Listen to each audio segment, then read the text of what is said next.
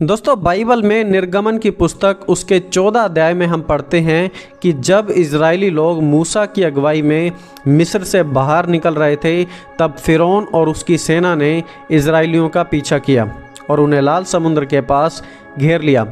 ऐसे में इजरायली लोग काफ़ी डर गए थे, क्योंकि पीछे फिरौन की सेना थी और आगे लाल समुद्र। और इस सिचुएशन में उनके परमेश्वर यहोवा ने उनके लिए एक बहुत ही बड़ा चमत्कार किया, एक रास्ता तैयार किया।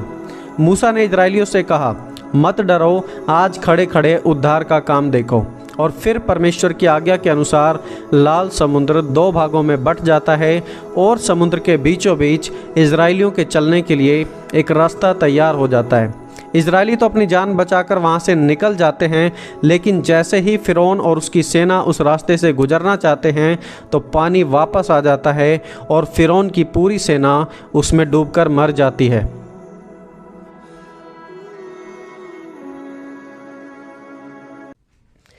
समुद्र का 2 भागों में बंट जाना और एक पूरी की पूरी सेना का उसमें डूबकर मर जाना, वैज्ञानिकों को यह बात बिल्कुल भी नहीं पची और उन्होंने इसे सिर्फ और सिर्फ एक मिथ कहा, एक मनगढ़ंत कहानी कहा। लेकिन सालों बाद जब रिसर्च एंड आर्कियोलॉजिकल टीमों ने समुद्र में खोजबीन शुरू की, तो उन्हें कुछ ऐसे सबूत मिले जो वैज्ञानिकों की नींद उड़ाने के लिए काफ़ी थे, और अब वैज्ञानिक भी इस सच्चाई को मानने के लिए मजबूर हैं।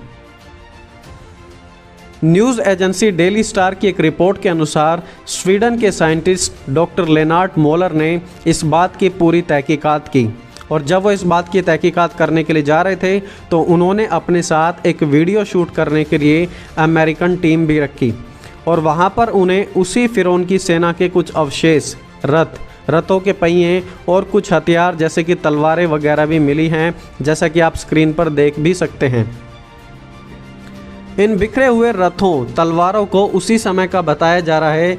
इनफैक्ट वहाँ इंसानों और घोड़ों की गली सड़ी हड्डियाँ भी मिली हैं। इस पर डॉक्टर लेनार्ड मोलर का कहना है कि इतनी बड़ी मात्रा में तलवारों, रथों के पहियों, इंसानों और घोड़ों की हड्डियों का मिलना क्या दर्शाता है? सिर्फ एक बात दर्शाता है कि बाइबल की यह घटना बिल्कुल सच है, 100% करेक्ट है।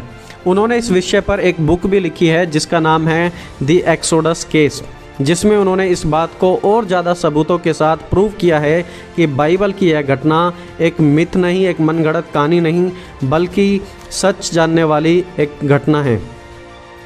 दोस्तों, इससे पहले डॉक्टर रॉन वाइट ने भी इस प्रकार की रिसर्च में अनेकों सबूतों को खोज निकाला था। डॉक्टर रॉन वाइट ने भी इस बात का दावा किया था कि उन्होंने फिरौन के रथों और कुछ अवशेषों को समुद्र की तह के नीचे खुद अपनी आंखों से देखा है और उनकी पिक्चर्स भी ली थी।